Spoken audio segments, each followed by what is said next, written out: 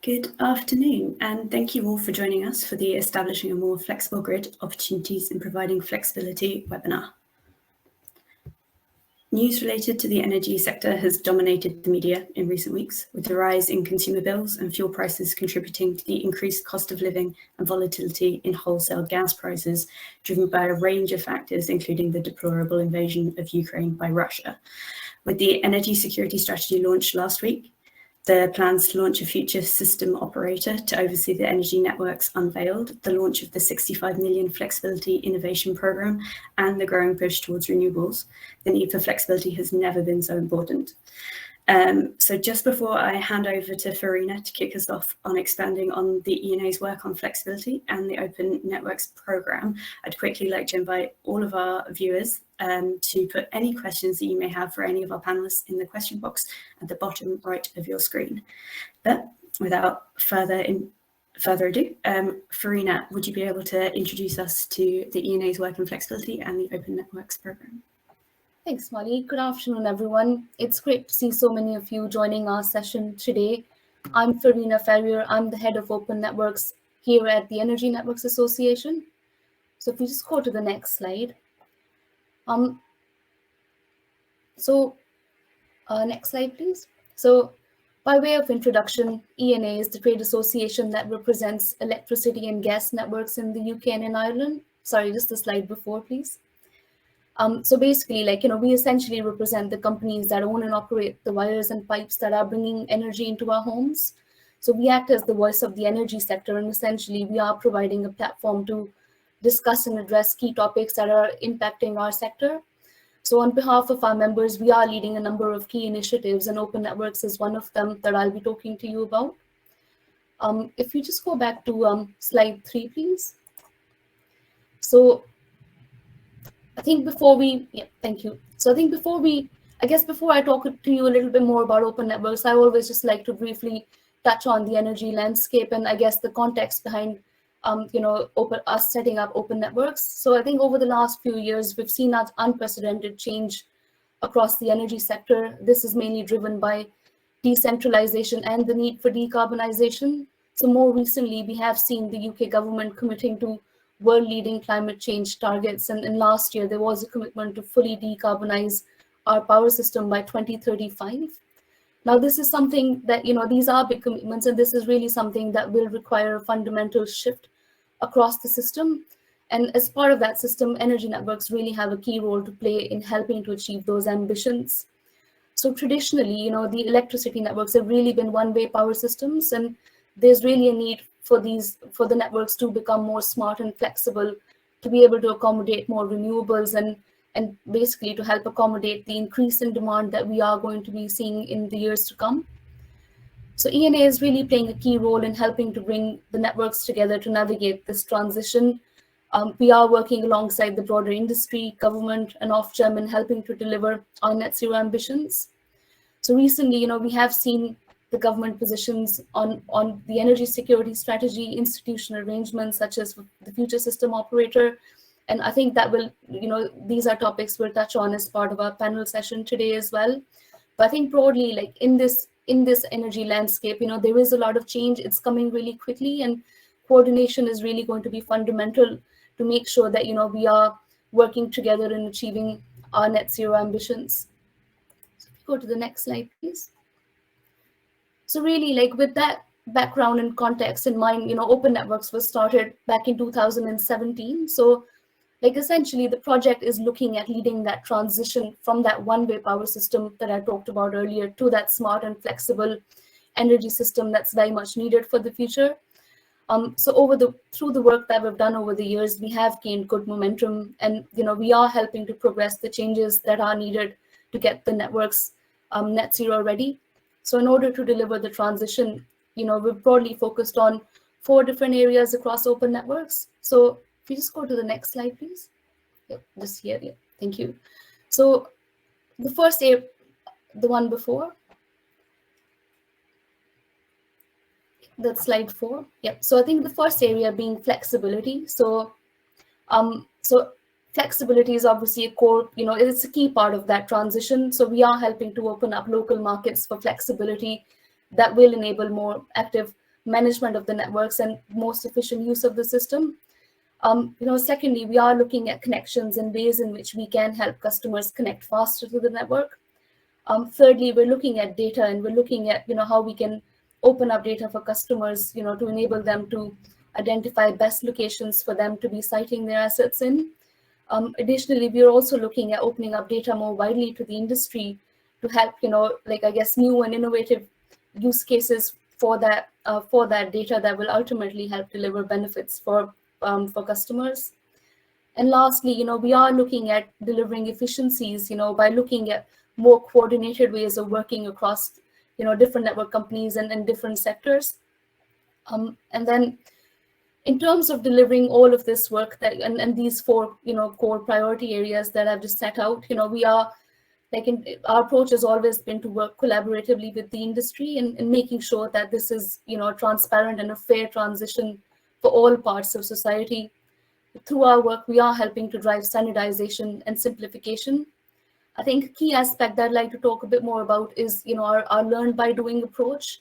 I think what we essentially mean by that is, it's not really, I guess that's not really us, doing a desktop exercise. We are working quite closely with projects on the ground to test some of the approaches that we are developing and to then take those learnings on board and incorporate them as part of our work. And I think as part of that learn by doing approach, innovation projects really have quite a key role to play. And, we worked with a number of them over the years. And I think as Molly mentioned earlier in her intro as well, some of you may be aware of this, BASE have recently launched a 65 million innovation program to support large-scale system flexibility. And this basically includes, smart energy opportunities for smart energy applications, such as, vehicle to everything or automatic asset registration. And, innovative initiatives such as this, they are going to be really critical in helping us push the traditional boundaries and helping us to find innovative ways of navigating the transition. So we'll share some further information on that in the chat. So I think, as I mentioned on the previous slide as well, I think basically our work is really driven by the net zero agenda and the mandate. So last year we saw the smart systems and flexibility plan come out. So that's basically set out all the actions that are required of the broader industry to deliver that smart and flexible energy system. So this has been a key area of focus for us, and that has really, been driving our work plan. So if you go to slide 5, please. So I think broadly, as I mentioned, the smart systems plan, it cuts across the industry, and it's got a number of actions there. It's got a number of actions for open networks as well, and this has really been quite instrumental in informing our work plan for this year. A key area of focus for us really is for this year, it's to help establish these local markets for flexibility in a coordinated way. And as part of that, we are going to be delivering a common framework for flexibility services by 2023. And I think, and another point, I guess to note, we have seen some of the ongoing work from Ofgem and BASE around institutional arrangements, governance, roles and responsibilities. So, we see the Open Networks project having a key role in helping to inform and support these ongoing reviews. So if we just come finally to slide 6. So basically, I guess just to kind of recap where we are in terms of, flexibility here in Great Britain. So reflecting on the last 5 years, we have made substantial progress, in the flexibility space. So a recent study, commissioned by Geode has shown that, UK has some of the largest flexibility markets in Europe. So I think with that, I guess, that's a really good position for us to be in. That is good progress, but our work doesn't end here. And there is really much more for us to do this year and in the coming years to really help, reap the full benefits of flexibility. So I think that's all I want to say as part of the intro, and I'll just stop at that and look forward to the panel session. So I'll hand back over to Molly. Thanks, Verena. That was a really great introduction. I'd now like to invite all of our panelists to quickly introduce themselves and sort of talk a little on how their work fits into the flexibility discussion. Jamie, I wonder if you could kick us off with that.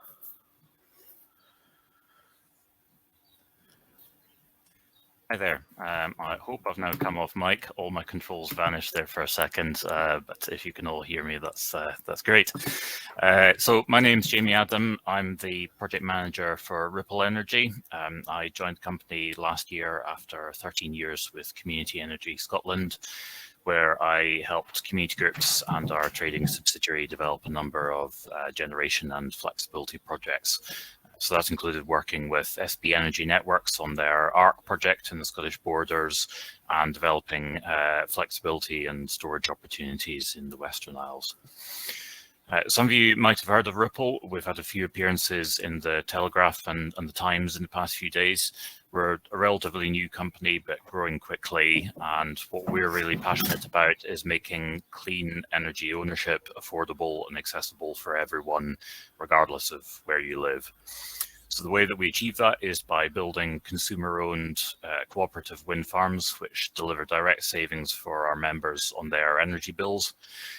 We've partnered with a number of energy suppliers, including Octopus, Co-op Energy, E.ON, and So Energy.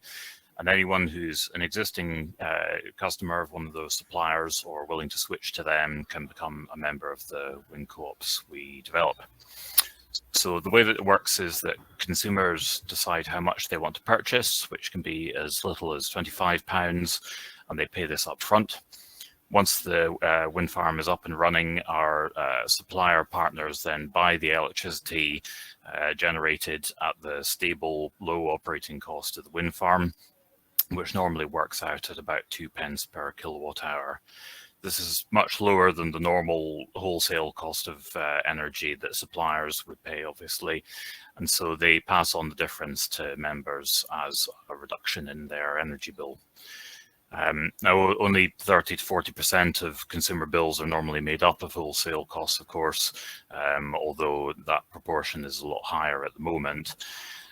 So your energy won't be free, but if your share of the wind farm's generation covers 100% of your electricity consumption, then we estimate it could reduce your electricity bill by around 25% over the wind farm's lifetime. So this is a really simple but really innovative model. Other wind cooperatives have been developed before, but the Ripple model is the only one that directly saves members money on their energy bills and crucially helps to stabilize their electricity costs. So our first turbine is a 2.5 megawatt Vensis 100 at Graigfatha in South Wales, which has just started generating last month. The Graigfatha cooperative has over 900 members. They're all fantastic, pioneering people who are incredibly enthusiastic about owning their own clean, renewable generation. And in mid-February, we launched our second share offer for a much bigger site called Kirkhill in South Ayrshire, which will have 8 Enercon E92 turbines. And we've had a brilliant response to this so far, with over 4,300 members signed up to date. And we've raised over £9 million from them, alongside commitments from our co-investors for the site. So we've got a few weeks left for people to invest, and we'll be starting construction around mid-July this year. Consumer engagement in flexibility is a real area of interest for us, and I'm looking forward to talking about some of our work and aspirations around this in the session today. Hello, I'm Alistair Martin. I'm the Chief Strategy Officer of Flexitricity. Flexitricity has been going for 18 years now. We went live 4 years after we were launched. It takes a while to get everything together, but we've been running a 24-hour control room operating flexibility in the GB electricity market since then, and we have quite a wide range of customers participating in what we do. So our job is to find flexibility out there in the distribution networks in the form of flexible customers. We started with industrial commercial. We will shortly also include domestic in there. We work with the public sector as well, and we also work with merchant power developers who work on small plants, including batteries and beakers, and we also work with combined heat and power generators and optimize their delivery. We believe that flexible energy resources in the distribution networks are a great way to help put green energy to work. They're a great way to make the system flexible, provided they're properly deployed in amongst various different activities and services that such flexibility can provide. We believe that each resource has its own sweet spot, its own really core type of flexibility that it can deliver, or perhaps in some cases a range of types of flexibility that it can deliver. So, for example, something like a large-scale heat pump can deliver flexibility in and around the heating need. So, for example, a large-scale heat pump has some thermal inertia. Within day, if you have a period where heating is required, you can adjust the timing, you can respond to events of the use of that heat pump, and you can be very flexible when something occurs. And one of the things that's often missed in discussing flexibility in electricity networks is that electricity requires continual adjustment. It can't be stored in its native form. It's generated as it's consumed, and therefore responding to events rather than just simply responding to prices is extremely important. But of course, events drive prices, prices drive value, and our job is to provide value to our flexible customers. In doing that, we believe we're helping to green up the grid. We believe we're helping to put green energy to work. And we are really pushing very hard in our regulatory engagement to try to achieve some of the things that Farina set out there. And in doing so, to open up the flexibility market space to not just industrial commercial and not just merchant, but also domestic electricity users, as I've said, and community energy. We think is an area that will grow as well, because communities understand local resources, local capabilities, and the public sector as well. All of these different actors have different contributions to make. Our job is to operate it 24/7 in our control room in Edinburgh and get it best value for the flexibility that it can provide. David, would you be able to introduce yourself? Yes, thank you. David Middleton from Origami Energy. I'm a Strategic Account and Innovation Director. I'm very fortunate in that I head up the DNO's consultancy team within Origami. And although Origami itself provides visibility of portfolios of assets and allows organizations to forecast what they're going to be doing in the future, in the near future, and then optimize the use of those to deliver services and trading opportunities. What we're doing is we're working with two DNOs, Scottish Power Energy Networks and Scottish and Southern Energy Networks, sorry, Electricity Networks, on 3 innovation projects. One is Fusion with Scottish Power, and that's looking at trialing commoditized local demand side flexibility, which is using a structured form of rules called the Universal Smart Energy Framework, which was developed in Europe. And that's looking to see how a rules-based approach to allowing a flexibility market to work will operate. We're working with Local Energy Oxfordshire, which is a project sponsored by Innovate UK, and that is focusing on the customer aspects and the competitive market aspects of commoditized competitive markets.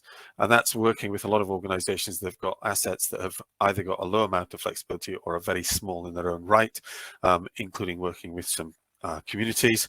And finally, we're working with Transition, again through Scottish and Southern Energy Electricity Networks, focusing on the network aspects of the DSO change and the operation of a commoditized competitive market.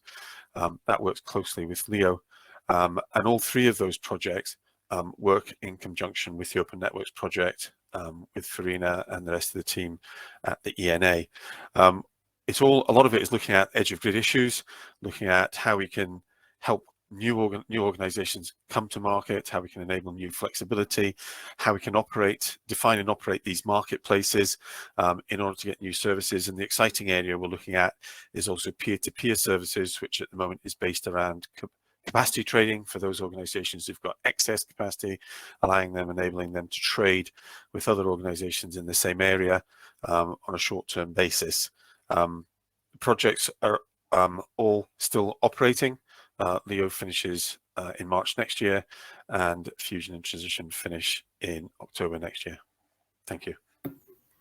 Thanks, David, and thank you everyone for joining us today. So to start off the panel discussion, the 2021 Smart Systems and Flexibility Plan showed a huge sign of progress towards the development of an intelligent and adaptive energy system, which the energy networks have already begun building. What kind of flexibility is emerging to meet the growing demand created by renewable growth, and is it moving fast enough? Alistair, I don't know if you want to kick us off with that.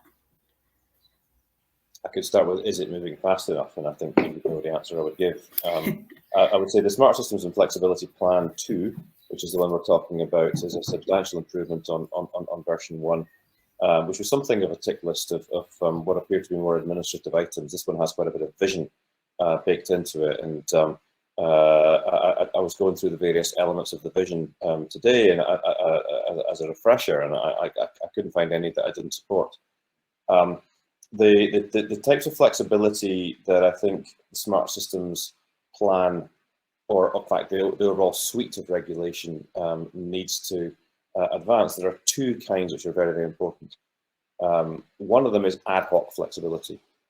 And electricity users being flexible, generally speaking, have a day job or they have an activity that they want to do, and they have variation in the capability of their resources. You can't flex an EV charger if the car is already full or is not plugged in, and you can't flex a heat pump when the people to whom that heat pump is supplying heat are not warm enough. You have to supply the heat as a priority. And so flexibility changes in each resource changes the flexibility it's got to offer.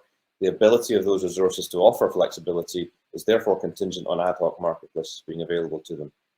There are ad hoc marketplaces. The balancing mechanism is ad hoc. The intraday markets are ad hoc. There's huge volume in those. There's plenty of volume for all of that flexibility to be remunerated and to be rewarded, and for investment signals to be sent to persuade people to do things like add-on energy stores, which tend to be quite low cost if they're thermal and so forth. The issue would be that the use of the balancing mechanism is uneven and incomplete, and access to intraday markets is awkward and not yet working properly. There are moves afoot to address the latter. We're not there yet in terms of addressing the former. There's an awful lot that we would look to National Grid ESO to do there. The other kind, I think, Farina covered it, is distribution scale flexibility. This is a huge area. It's where flexibility is really going to grow, and it's going to be part of the use case that allows us to develop domestic flexibility into the market. Thanks, Alistair. David, I wonder if there's much more you'd want to add to that. I would wholeheartedly agree with what Alistair's been saying, and certainly through the projects we've been working with and looking at smaller assets and lower levels of flexibility embedded in communities, then that is an area for growth, and certainly it is moving quite slowly at the moment because we're dealing with organizations where it very much is an add-on to what their day-to-day business is. They don't understand the electricity market. They don't know what flexibility is. They're eager to get involved, but they don't even know where to start half the time. So certainly Project Leo and Transition have been working through to provide user guides, working with local communities to try and help them understand what opportunities might be. I think as we get more and more certainly domestic side assets coming to market, there is scope for huge amounts of flexibility, up to 20 gigawatts in total, albeit not all of that would be available at the same time. And that can help resolve a lot of localized issues, which is one thing that the Smart Flexibility paper did not really consider. It was looking at higher level issues than that. So I think there's all to play for. At the moment, I think we're still feeling our way through what that means and how communities can work. And certainly we're working together with Low Carbon Hub, one of the project partners on Project Leo, to understand how communities can work together as a group of MPANs to become a smart community-based energy organization. Thank you. Farina, with this 20 gigawatts of flexibility target that David touched on, how has it been working with the ENA to drive forward this demand, this flexibility to meet the emerging demand? And do you think you're moving fast enough? Yeah. So I guess when I first started at ENA, this was 5 years ago when Open Networks first started. I think in those days, flexibility was still very much, I guess in its very early stages, I think there were only very few companies that were procuring flexibility, and it tended to be, mostly in like the innovation stage. But I think looking at where we are today, we've got around 3 gigawatts of flexibility as of last year that was put out to tender. So I think that growth has been quite substantial. But I think, as Alistair kind of touched on in his intro as well, I think, we've made good progress, but clearly, we need to be doing more. I think particularly most of the flexibility on the distribution side that we've been procuring tends to be, at the 33 and 11 kV level, but the flexibility that we procure at an LV level is still quite limited. And most of the people who are providing those services tend to be industrial and commercial customers. And, there are, we do have flexibility from limited, I guess, some, residential parties, but I think to be able to meet the ambitions that we've set out and to really, I guess, reap the full benefits of flexibility, we need to kind of really get more of that domestic level flexibility. I think particularly that will become even more important as, we start to see more EVs and heat pumps, and, there's a lot of potential for providing demand side response at residential level. And I think that's really where our focus needs to be. Definitely. With there being both large scale and residential sources of flexibility, I suppose one of the biggest questions that still hangs around all of it is economically, what is the value of flexibility at the moment, and how do we generate a market for it? And also, how much should it cost? Alistair, could you kick us off with that? I'm not absolutely sure I understood the question in terms of what should it cost, because I think that if I can track that back to a market where people can charge what they want, the question is the buy curve versus the supply curve. And if we look, for example, into the recent dynamic containment market, which has been running for just over a year now and has had some market tweaks to it, what you find is markets that briefly value flexibility extremely highly if it comes in a particular sort, and then the value drops back again. And so we're talking about market structures, and this is the sort of prevailing philosophy, and I don't object to it in most terms, that a free market should have scarcity prices some of the time, but we should have cost prices or cost plus moderate incentive as being the long-term number that things converge to. Now, how much are people actually making?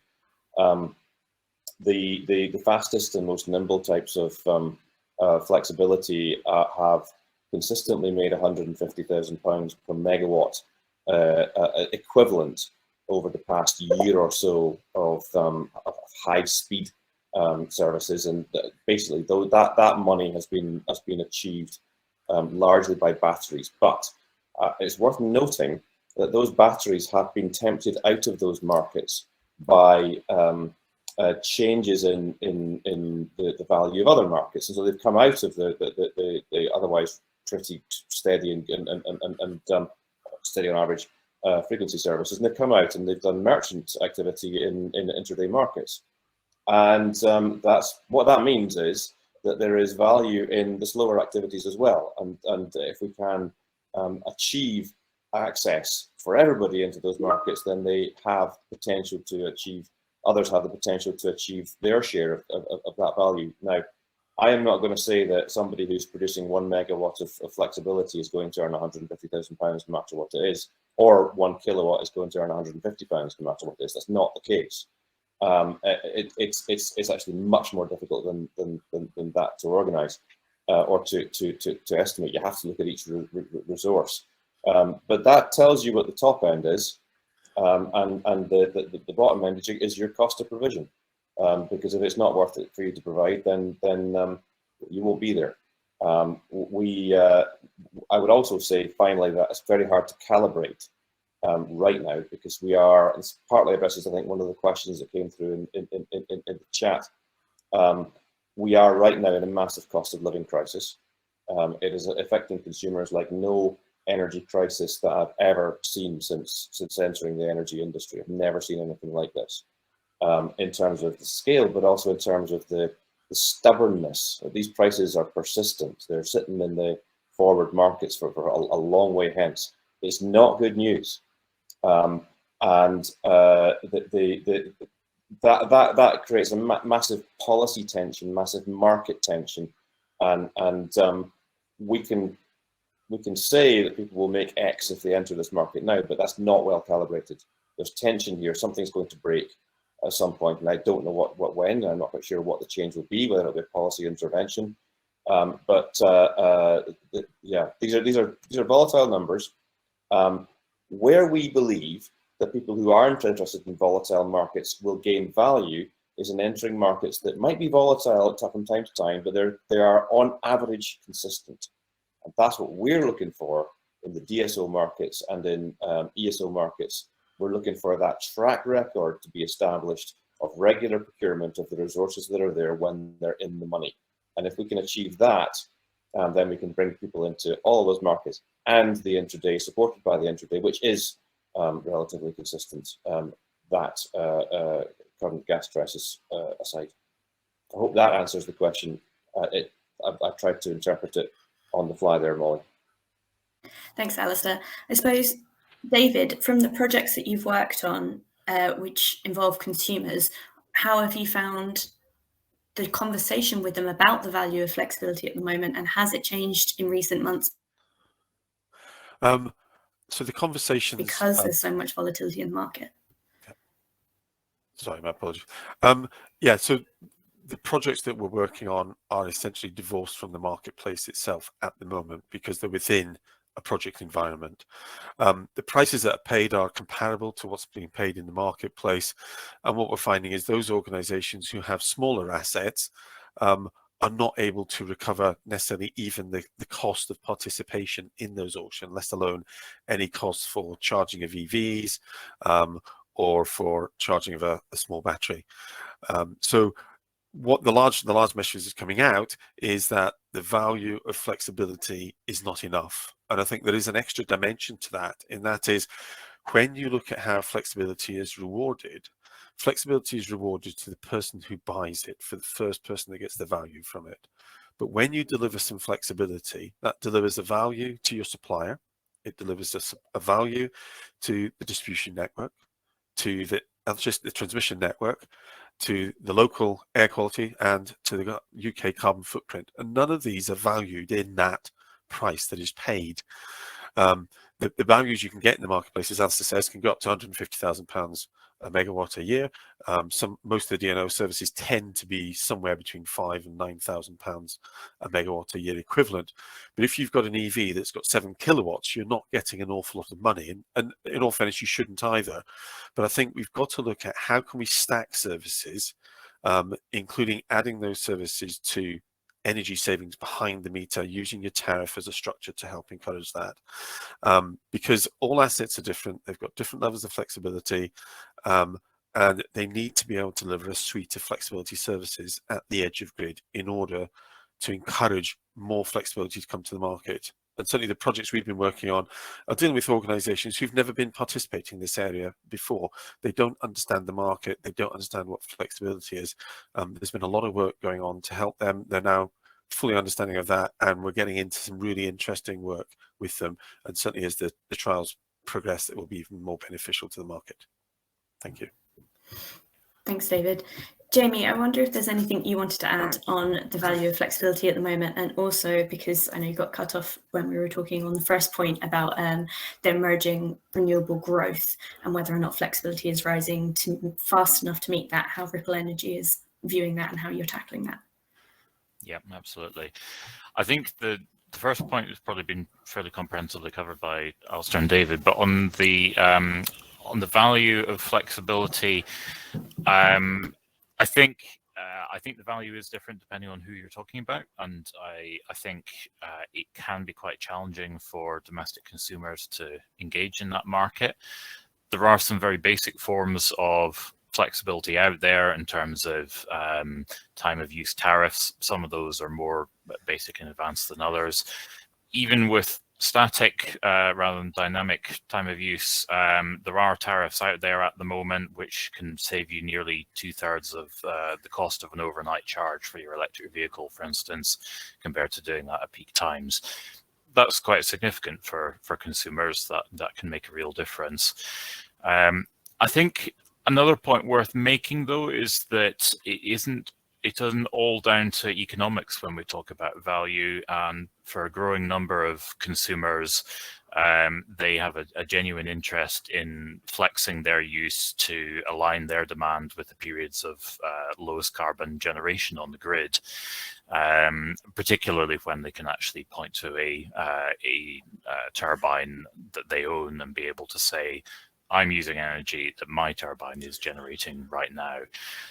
That's not going to be an incentive for everyone by any means, but for quite a large chunk of consumers out there, the carbon aspect is becoming really quite significant as well, and so that's definitely an added value stream, I would say. Thanks, Jamie. And I suppose next, what, if any, are the biggest barriers to the transition of Britain's electricity sector to a flexible green system? Farina, as the ENA kind of covers everything, could you give yourself on that? Yep, happy to do that. I think at the moment, really, like, I guess this transition's not really just about the electricity sector. It cuts across a number of sectors, and I think, you know, from I think my view is that it's that coordination aspect which is really going to be very fundamental. You know, the transition cuts across, you know, sectors such as transport, buildings, homes, national infrastructure. So I think we really need to kind of take a more holistic approach, and, you know, I guess coordination is going to be quite a key enabler for us to make sure that we are kind of delivering the transition, you know, in an efficient and also in an effective way. So I think that's the one thing for me. Thanks, Farina. David, are you coming up against the same sort of barriers in terms of coordination? Yes, I think one of the biggest barriers we're seeing is the structure of the marketplace. If you go to a DNO to provide services, flexibility services, you have to sign on to the nationally agreed flexibility services contract, which is a great thing to have, in all fairness, because it's a standardized agreement, but it's standardized where it's standardized. There are nuances from every DNO. The language is the language of the marketplace. And I think the problem is, the biggest barrier going forward is going to be that a lot of people are going to come into the market who don't understand it today. They don't speak the same language, and they don't understand the complexity, and they don't want to spend, for a small organization, what could end up being several thousands of pounds, understanding a legal agreement. Now, a lot of those organizations may be best off going through an intermediary of some form to get to market, because they don't necessarily want the risks or the work that goes with that. But for others, it's about how we make these markets more accessible, whether that's standardization of contracts, standardization of services, you know, across the ESO, the DSO, and indeed through to peer-to-peer services and other trading services, making it more cost effective for people to enter that market. And I think the other thing is, we've talked about that earlier, certainly Alistair and I raised the point, which is about the value of flexibility, is looking at it, what is a fair price for flexibility? And it's not just the price that's paid by the ESO or by the DSO, but how do we get a fairer price for flexibility in GB? Thank you. Thanks, David. Alistair, are there any other barriers that you're running up against? Well, one of these is just a statement that there are some people in the industry who think that there is time to spend debating and considering options. We've done that. It's time to get the heck on with this. There's clear paths forward. I was heartened by Farina's use of the phrase "learning by doing," something that the National ESO has been saying recently, and we fully support that. That is now the only way to get on. The other thing, I think actually I'm probably addressing a question that came in from Lauren Jouse, if I said the name right. In terms of barriers in the balancing mechanism in particular. So Lauren mentioned BM wider access. If I can just pick that one up as a barrier. BM wider access has been created, removing a barrier, allowing people to participate in the balancing mechanism without necessarily having to change supplier. and that's a very positive thing. However, the issue is about positive negative. If you're selling positive energy into the balancing mechanism, you do so at something of a premium under the current VLP or virtual lead party arrangements, the BM wider access arrangements. If you're selling negative energy, which is extremely important in high renewable periods or low demand periods, you do so with a substantial discount on the value to you. And this is to do with an unevenness in those arrangements. You do not have any access in that form to the wholesale intraday markets.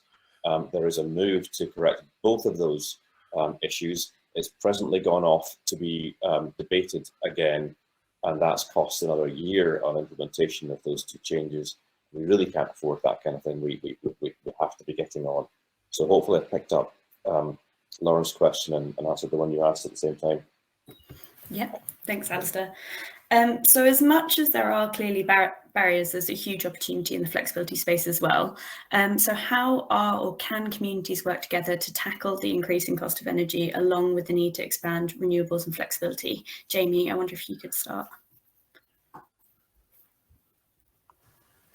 Yep, absolutely. So we've seen some great initiatives from community groups over the years, and there's a lot of examples of community generation, although the economics of that kind of model have undoubtedly been a lot more challenging since the end of the feed-in tariff, I would say. There have been a number of community-based demand-side management schemes as well, and in my previous role, I was involved in a number of those. I would say, though, that at a community level, and particularly when trying to integrate domestic customers, you are quite restricted still by technical and regulatory difficulties in integrating flexibility into those kind of properties. One example as a kind of notable issue that we faced was simply the lack of manufacturers making reliable devices to actually communicate with and control domestic loads. And it's certainly a lot more challenging when you're looking at millions of devices distributed across hundreds of thousands of properties compared to a smaller number of much larger loads. So I think the kind of market for that kind of device, that sort of technology, really needs to grow.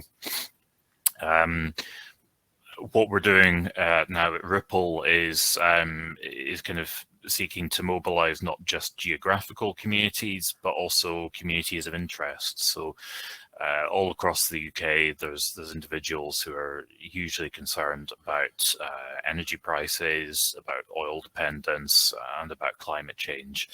And by acting collectively and taking a real stake in generation, they can make a genuine difference to all those concerns, as well as starting to act flexibly to match their own generation and demand. Thanks, Jamie. And beyond community work, how can consumers on an individual level be part of this transition? Farina, I wonder if you could get started. Yep, sure, I'm happy to answer that, but I think just wanted to, I guess, just build on one of the points Jamie's made as well. I think fully agree. I think, community energy has a lot of potential, and really they've got a very key role to play. I think one of the things that we do have to recognize is, I guess, they don't have the same level of resource as, some of the more, I guess, commercial players might have in the industry. So, it's really critical and important that, we are working very closely with them, and I guess, making them a key part of that transition. So here at ENA, we facilitate community energy forums, I think specifically for that. So, we help to bring them up to speed with what we are doing, and help to work with them on issues that specifically impact them. So I guess coming to, the other point, Molly, I guess your question really around, how can we take consumers with us in that journey?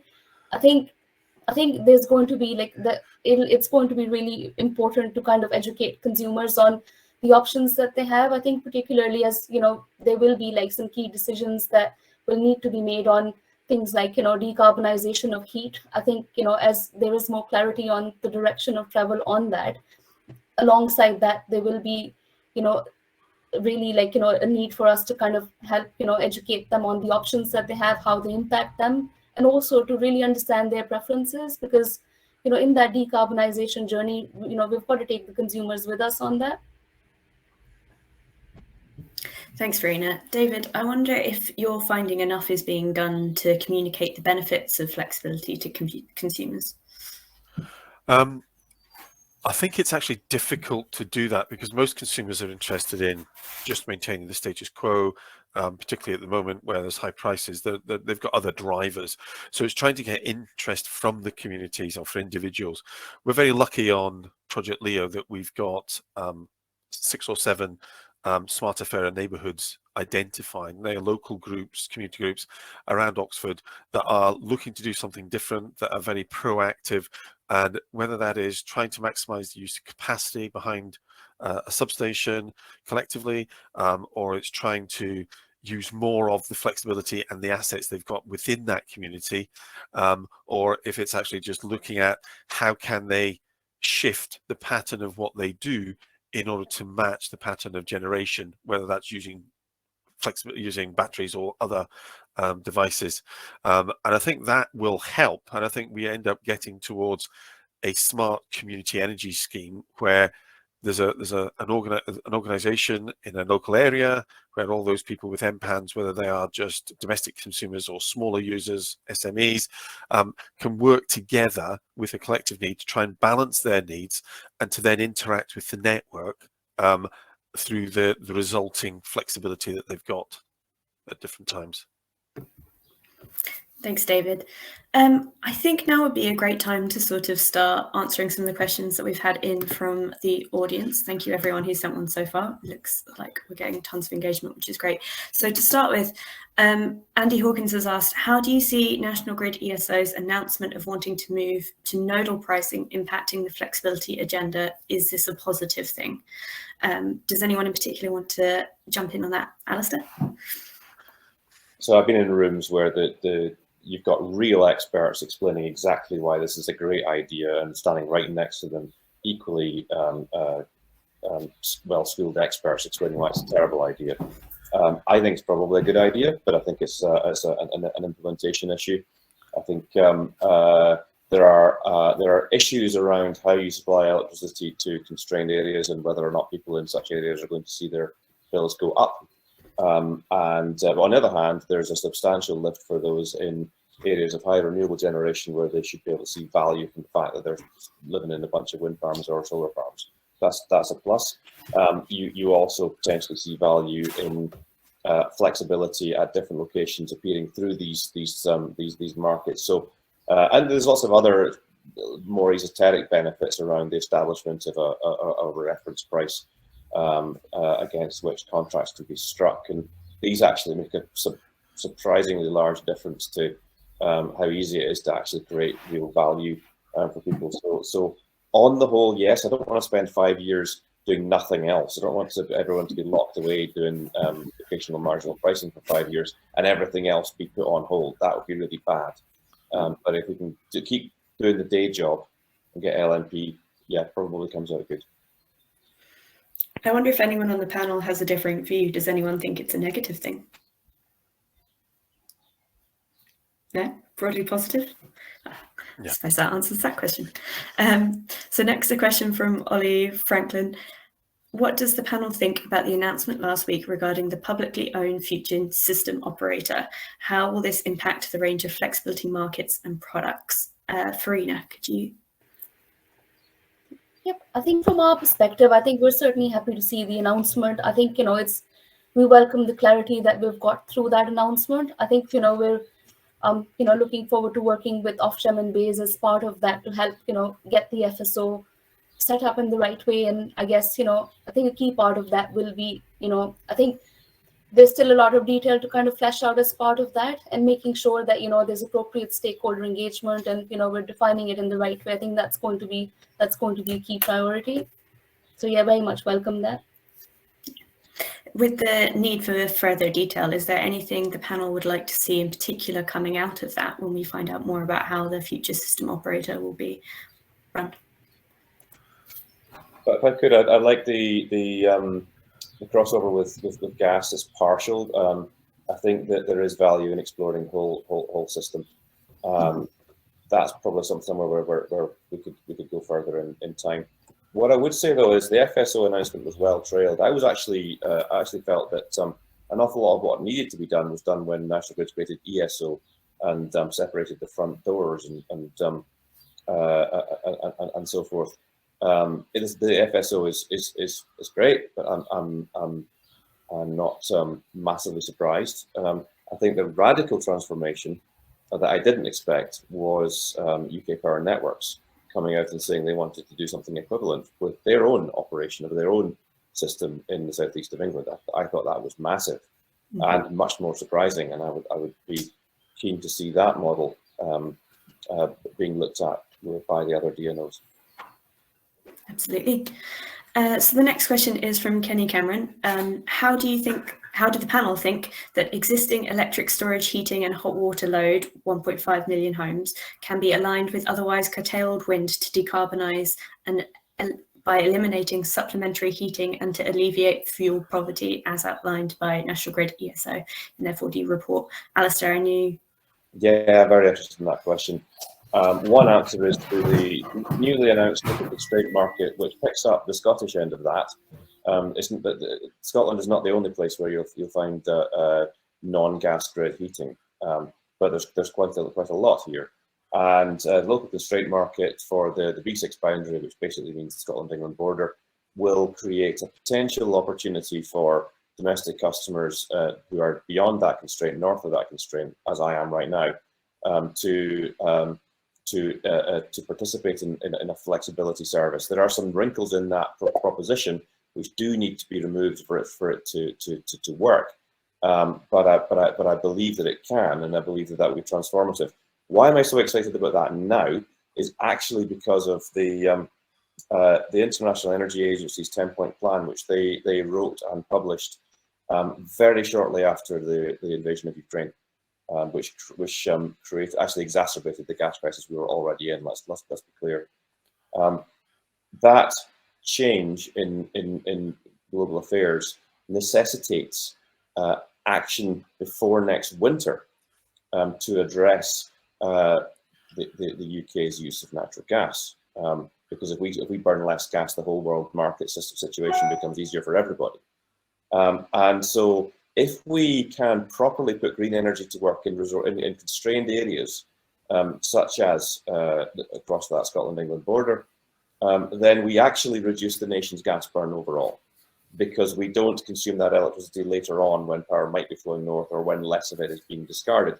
If we can use this local constraint market to create a means by which consumers are remunerated for shifting their consumption, charging their storage heaters, charging their vehicles, and doing the other things that they can do to schedule their demand into the high renewable periods and the low demand periods within that constraint, then you will cut the nation's gas bill, and that's an enormously positive thing that we could be doing now. So we've been pushing for that. We nicknamed it Green Shift, and we've been pushing that to BEIS, pushing it to ESO as an acceleration plan, and that's why I'm delighted that Kenny asked the question.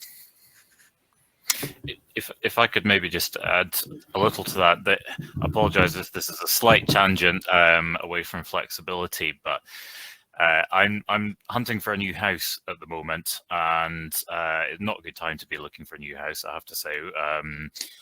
One of the things that I'm constantly astonished by is how poor the EPC ratings are on houses that have any form of electrical heating. Even those with heat pumps, which are relatively well insulated, can be really badly penalised by that. And I strongly suspect we're not too far away from the point where houses are going to have to meet a minimum EPC level before they can be sold, for instance, or let. So there will become, rightly, an incentive to improve thermal performance of homes, but unless we reform the EPC system, which is really badly flawed in a number of ways, you're going to end up in the bonkers situation where people are being incentivized to put in a heat pump instead of particularly storage heaters, which, with a proper flexibility system and a proper market, could actually prove affordable and certainly a far greener solution than being forced onto potentially Russian gas. Absolutely. So the next question is from Stacey Bretnell. How do the markets need to adapt to incentivise flexibility at the most efficient geographical locations to meet the planning strategy due out later this year? David? I have to confess, I'm not sure about the planning strategy coming out this year, but I think certainly if you're incentivising the local use of flexibility, they need to look at what kind of flexibility is being delivered and what benefits are being used, but also to look at how we can use that flexibility wider than just resolving local issues, but using it collectively to, whether it's the local is a community or a substation, but then use it for higher level use in the network. So whether it's for DNO services and then for ESO services. And I think looking at how you can stack services, how you can use it to save costs, to flatten your energy profile and therefore reduce your price, your energy price, is all about how you can get more value for local flexibility. But I'm not sure if that actually answers the question, because I'm not sure about the planning linkage. No problem. Farina, I wonder if there was anything you wanted to add to that. Yeah, sure. So I guess a lot of the discussions we've been having so far, I think it's really about, I guess, what we call procured flexibility that we get through the markets. I think there's also equally a role for implicit flexibility. And I think that's something that Ofgem are looking at through the access and forward-looking charges review. I think basically people need to be incentivized to be using energy, I guess, at times when it put additional constraints on the system. So I think that's going to have a key role to play as well. I think when we look at flexibility as a whole, and I guess how behaviors would need to change and evolve. Thank you. Another question in from Yazan Abawi. Any view on flexibility for battery storage systems? DNOs are currently considering import capacity under their security of supply demand group, and this is resulting in significant reinforcement work to be required. Anyone want to jump in on that in particular? I'm happy to start, maybe. Farina, you kick us off. I think, yeah, I mean, that is an issue that we are aware of. And I think, it is something that we are looking at closely to look at how we can perhaps, either, look at, I guess, change the way we approach, how we do the calculations, I think particularly for battery storage systems, and to look at how we can kind of, I guess, get them connected to the grid a bit earlier. So I think that's all I can say on that at the moment, but it is, something that we are looking at very closely, and it is quite high on our priority list at the moment. Alistair, was there something you wanted to add on that? Very quickly, I think the DSO needs for flexibility services are very specific. Sometimes it's post-fault, sometimes it's pre-fault, sometimes it's long duration, sometimes it's short duration. Where the need is for something of relatively long duration of a number of hours, why would that not be one of the introductory use cases that would actually get some of these long duration energy storage technologies up and running? That would be great if the DNOs found themselves in a position to enable those breakthroughs to happen. We've had two very credible long duration energy storage projects come through the door of Flexitricity in the last week alone. These are technologies that I do believe in. They're not pie in the sky at all. It'd be great if there was a use case in the D networks. Fantastic. So the next question in from William Goldsmith. From June this year, all private charger points, home and workplaces, sold in GB must have minimum levels of smart functionality and the capability to provide DSR services. How do you think this will impact the domestic flexibility market? Farina? I think that's definitely something, I guess it's a great starting point and almost something essential that we need. We need the devices, I guess, to be able to kind of provide that automated response that we need. But I think at the same time, we do need to think about, I guess, how users, or I guess users are actually incentivized to be providing those signals back. So I think there is a key role, I guess, there in terms of how those price signals are passed back to the users of those EVs, and how they incentivize to change their behavior.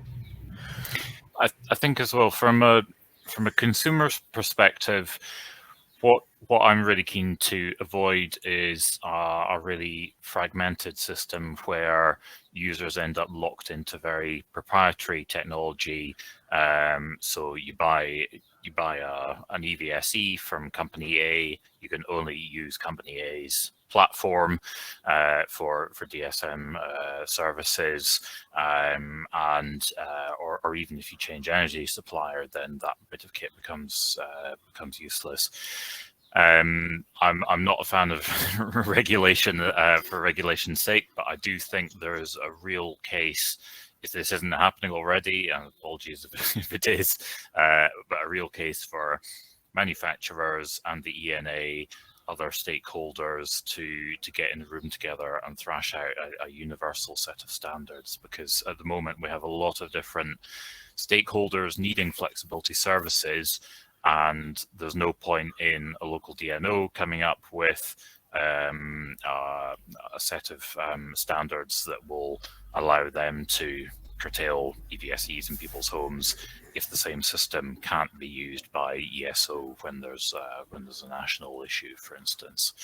So I do think from consumers' perspectives, it's really important that the right standards apply to these bits of kit to ensure that they can be used universally and that they aren't just locked into one particular product or platform. Absolutely. David, I think you were about to say something, and I know, Alistair, you raised your hand as well. David? Yeah, I would agree. I mean, we've got experience of vehicle to grid chargers on Project Leo. Just some things to bear in mind: that you can roll out the chargers you want, the smart chargers, they work great, but you need to get the users to plug their vehicles in so that you can use it. There are some great tariffs out there, some innovation organizations coming out with some good tariffs. Octopus Energy's got, and certainly we found that smart EV charging in its own right doesn't actually provide any value for services, because the tariffs we're now seeing are too penal by comparison. However, if you were to use a time of use tariff together with some form of smart charging and using the vehicle for services, you start to get a very economic solution that can provide value. That's all I was going to say. Thank you. Alistair?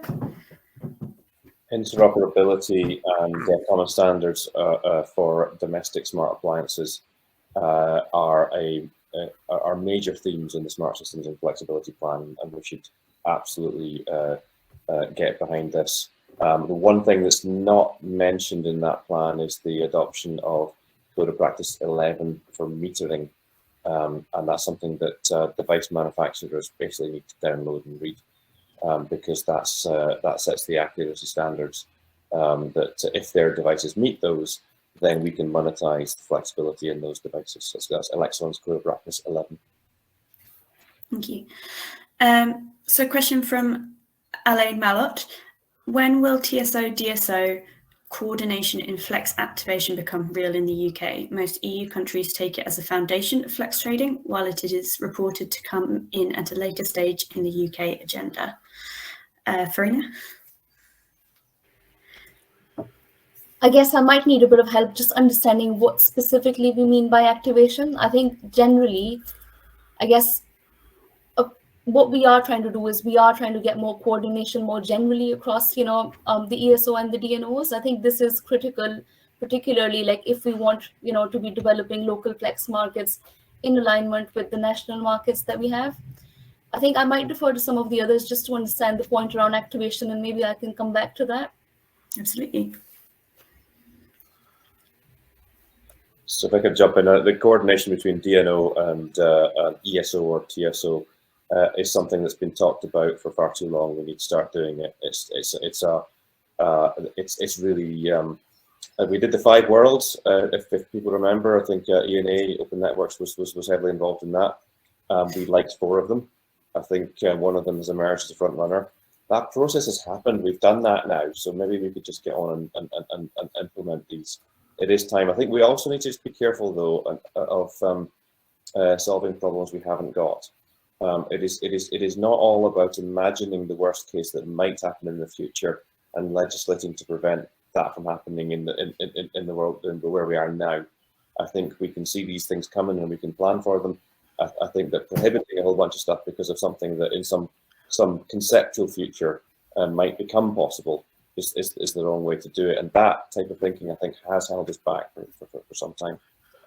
I think the excuse me. I think also the two of the projects we're working on are looking at some of these conflict management rules about conflict of use and about how you can prioritize access to services, to flexibility, but also how you can prioritize between peer-to-peer services and DSO and ESO services.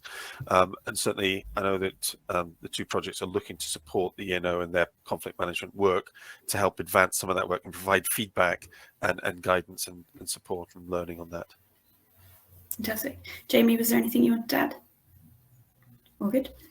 Fantastic. So a question in from Peter Lowe for Alistair and for David. And I know, Alistair, you've already touched on the balancing mechanism, but Peter's asked, what else needs to happen with balancing mechanism, wider access to enable more DERs to play a role in localized balancing, and what role ambition could DNOs play in this? I'll give a really short answer to this. Beyond the unevenness in the BM wider access rules, this one is for the whole balancing mechanism. National Grid needs to deal with its IT and start using the offers and the bids that it gets in the BM in a coherent way. They have done an awful lot of work in analysing what happens in the balancing mechanism. There's a huge data set. You can spend weeks and months in that data set, understanding what's going on. Analysing is not the end. We then have to start fixing. Right now, we have a situation where ESO is saying, we'll spend the next few years working on IT to make dispatch efficient. That's fine, do that, but you can't live without some kind of way of dealing with it now as well. As the situation is actually quite urgent. Efficient dispatch in the balancing mechanism is an ESO problem, and only ESO has the solution. I think beyond the ESO, and I don't have experience with the balance mechanism at the moment that Alistair has, we've got to look at what's happening at the local level and looking at local optimization, local use of flexibility, and using that flexibility to resolve local issues and offset the issues that might mirror onto the national network. And I know there's some work going on at the moment with the ENA, certainly under Product 5 that we're getting involved in, that will help to understand that. But I think we've got to look at how we can create a local flexibility market, so that organizations can participate in that either directly or through a third party, so we can use that flexibility to resolve the issues, not just for the ESO, not for the DSO, but also for everybody that's connected to it, so that they can trade their flexibility, they can trade their capacity between one another, so we can make more use of what we've got today without having to build more network at times. I think just to comment on that as well, I think David made some of those points earlier as well. I think just thinking about these local markets, I think as we are kind of developing them, we really need to kind of lower the thresholds for participation. Really, if we want like smaller assets to play in these markets, we have to make it easy for them to participate. So things like, I guess, simplifying processes as much as possible, standardizing them across GB. I think those are going to be quite fundamental things for that. And a question in from Kieran Williams. What initiatives are there around utilising blockchain technology for electrical distribution? Is there anyone in particular who'd like to talk on that?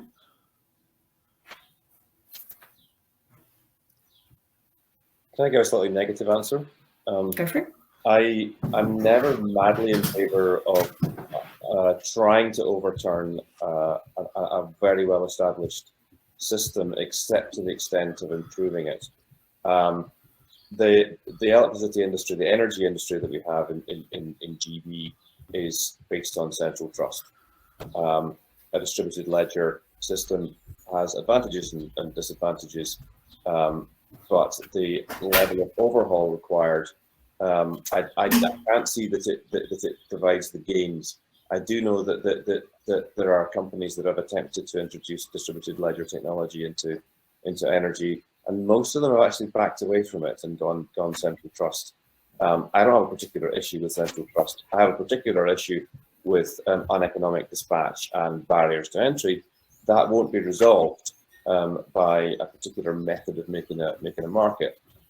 But I've been wrong in the past about stuff, and I'd be happy to be proved wrong by the distributed ledger people. I think the distributed ledger helps where you want to be able to verify the provenance of energy, either because it's traded or because it's used for renewable certification. And I know that's been, as you say, Alistair, has been trialled by a couple of organisations, and certainly there are some behind the meter community type arrangements that are looking to use that as well. But again, it's about making sure we haven't got a sledgehammer to crack a nut. Absolutely. One question in from, oh, sorry, Jamie, did you want to add in on that? No, but just very briefly to say, I would agree with both those points. I think also from a consumer perspective, if we're wanting to really democratize this and make flexibility at a consumer level as widespread as possible, you have to make it as simple as possible. And once you start talking about blockchain on top of some of the slightly kind of nebulous concepts of energy flexibility, you'll start to lose some people, and I'll be the first person to to fall asleep when you start talking about blockchain, I'm afraid. So yeah, I would say use with caution. Definitely. A question from Rick Parfett. How long do the panel think it will take for time of use tariff rates to become competitive again, having become pretty unattractive during the current crisis? Is it just a case of waiting for them to settle down, or is there something policymakers can do to help? Farina? I would perhaps maybe let somebody else start with that, but I do think like there is a lot of uncertainty at the moment. I think, we're basically like, we're seeing like, pretty much an energy crisis. I think there's a lot of things we need to work through before we finally start to see time of use tariffs and other things, I guess, start to settle. Alistair?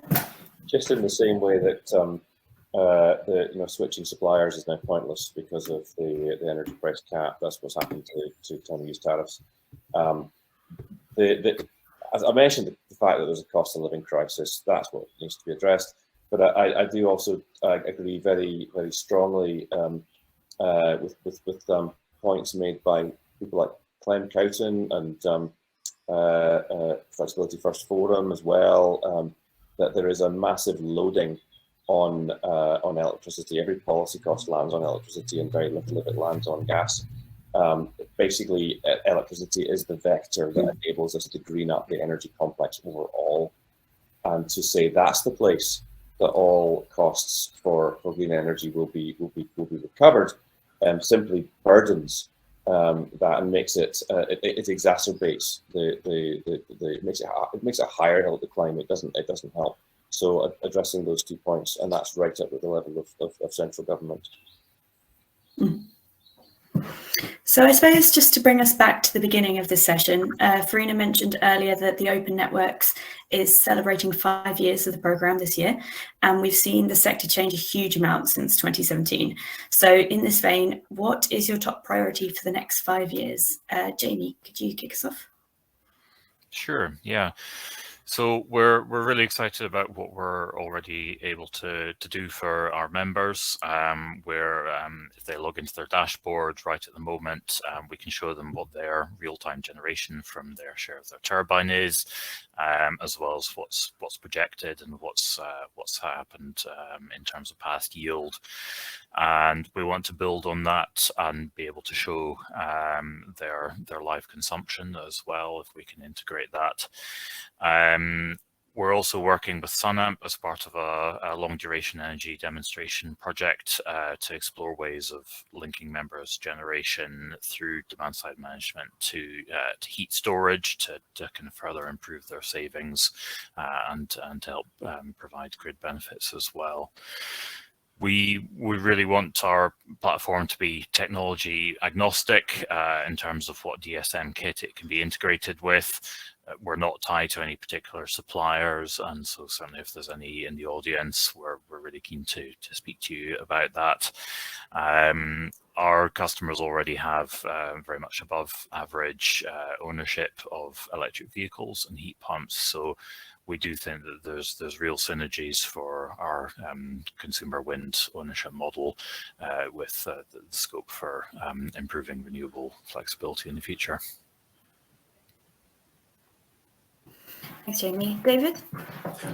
For me, I think there's 2 things. I think one is the creation of a flexibility marketplace that's neutral, fair and equitable, and that all people can access for all services.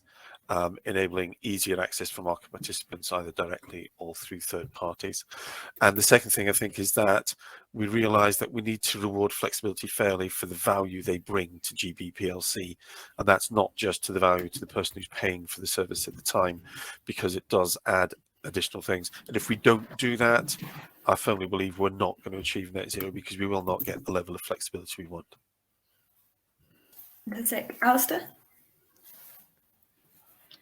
Just as a making point, I'd just like to pick up. There's been a theme coming in the questions. I noticed Steve Broderick has asked quite a few questions, particularly that relates as a general theme towards security and protection of the system as we try to develop these.